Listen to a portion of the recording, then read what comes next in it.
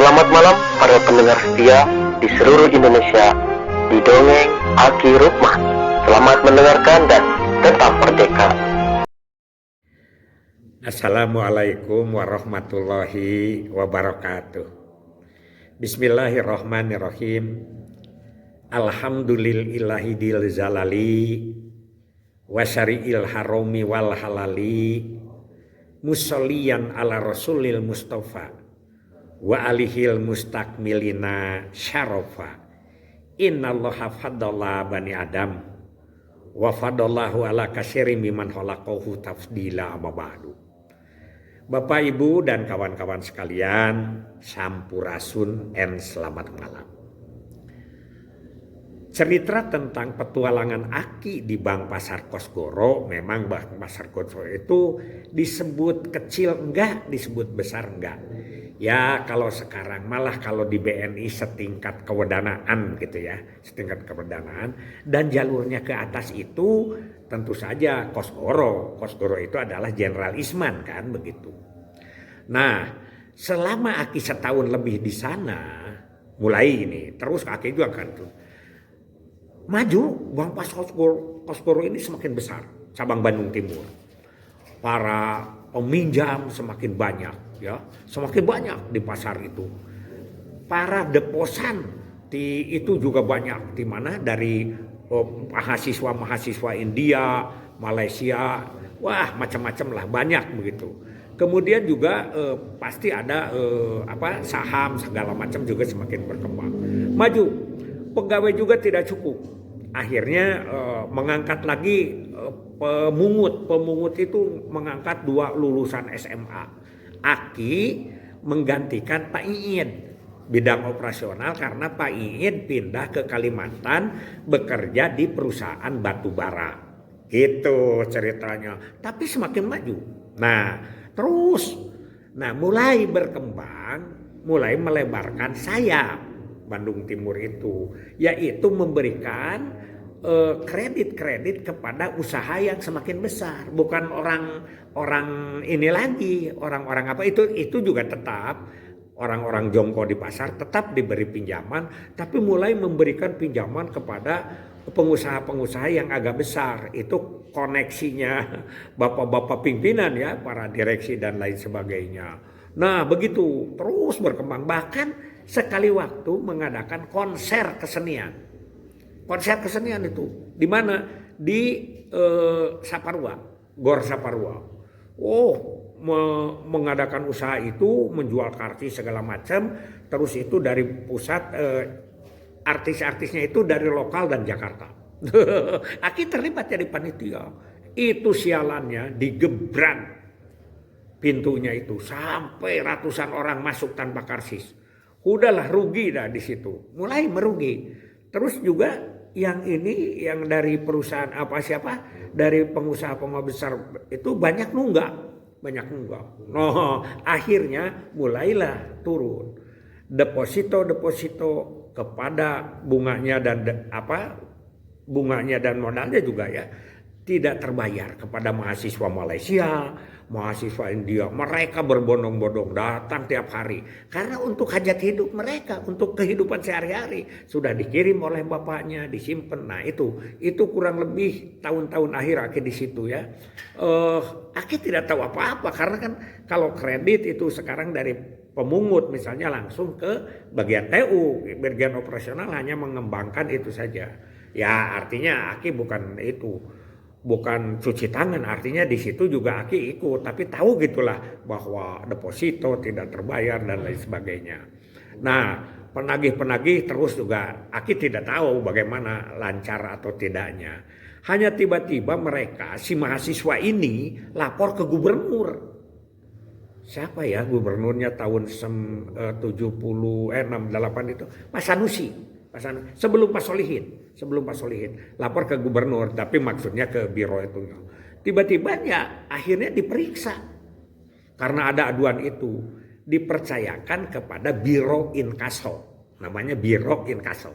Biro Inkaso itu adalah lembaga pemeriksaan bagi keuangan yang macet. Biro Inkaso, para jaksa Aki diperiksa. Orang sudah mulai hilang, kabur. Itu penagih-penagih yang baru kabur.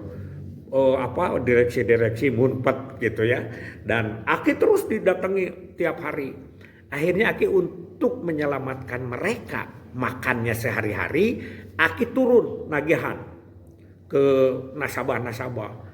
Ternyata ini si pemungut itu, si penagih itu banyak yang tidak disetorkan.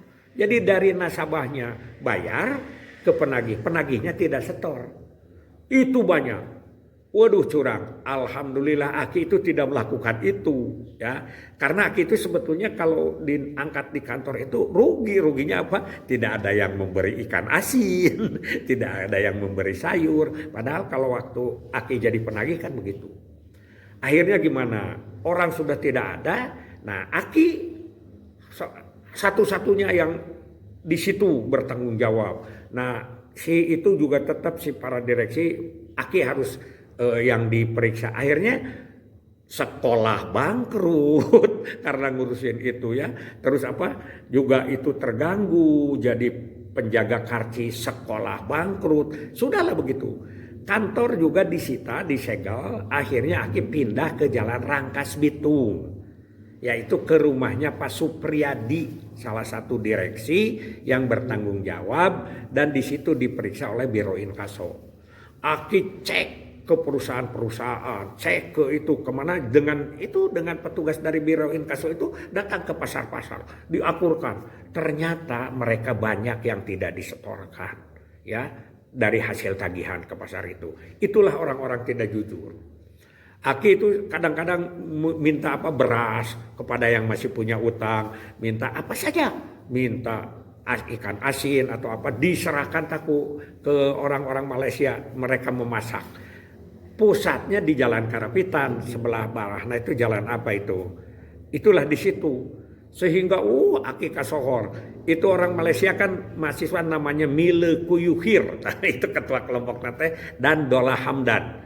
Dola Hamdan dan Mile Kuyuhir ini nyebutnya juga Pak Haluman. Tidak bisa dia menyebut Pak Rukman, tapi dia bilang Pak Haluman.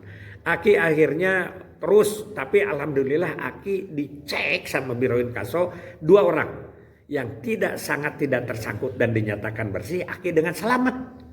Kalau Aki harusnya kalau curang mah pasti, kalau selamat ya pastilah tidak akan kena karena dia mah cleaning service ya. Tapi dia juga suka sekali-kali nagih ke sana, tapi dia jujur orangnya ya. Dengan Aki aja berdua. Karena kantor sudah disegel, Aki juga periksa sewaktu-waktu di situ tidak mungkin. Aki sekolah di mana tinggal, akhirnya Aki kembali ke kampung. Tahun 70 itu, dan Aki menikah. Itu di situ mulai Aki menikah, tapi masih dipanggil ke Biro Inkaso itu. Tapi kalau dipanggil, Aki meluruskan atau melaksanakan tagihan atau menunjukkan angka-angka di buku, Aki dibayar karena dinyatakan Aki itu adalah dengan selamat orang yang sangat tidak tersangkut. Jadi dicek yang setor ke Aki, dicek lagi di buku kasnya di kantor itu sesuai, begitu alhamdulillah ya. Jadi Aki dibayar, tapi yang jelas itu Aki tidak melanjutkan sekolah, itu rugi. Kedua ditawarin Aki juga sama Sri Waluyo ya, Pak siapa namanya lupa, untuk jadi tukang karcis di situ. Jadi walaupun banyak, tapi Aki mikir di mana tempat tinggalnya. Diberi dengan kehidupan wayang orang waktu itu ya, seperti barak kayak gitu, walaupun itu rumah tangga, nggak tahulah gimana kehidupannya. Jadi tidak mungkin Aki ikut seperti itu. Lebih terhormat Aki pulang ke kampung, dan kemudian Aki melanjutkan hidup kembali dan berumah tangga.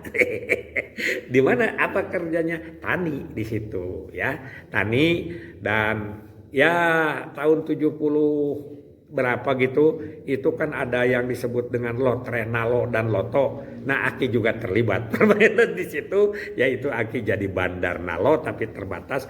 Alhamdulillah selamat, tidak ada masalah. Begitulah kehidupan Aki dari mulai awal. Sekarang kita kan mau masuk bulan puasa nih, ya.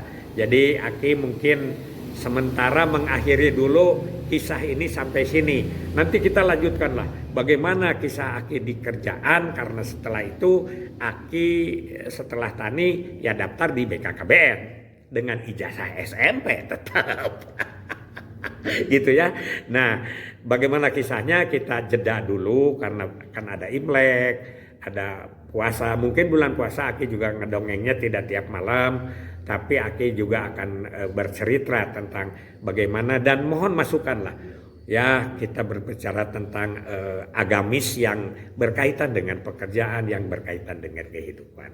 Hasbunallah wa ni'mal wakil. Sekali lagi mohon maaf lahir batin kita melaksanakan ibadah puasa, mudah-mudahan puasa kita lancar, dilindungi oleh Allah Subhanahu wa taala, tarawihnya lancar sampai pada lebaran nanti ya.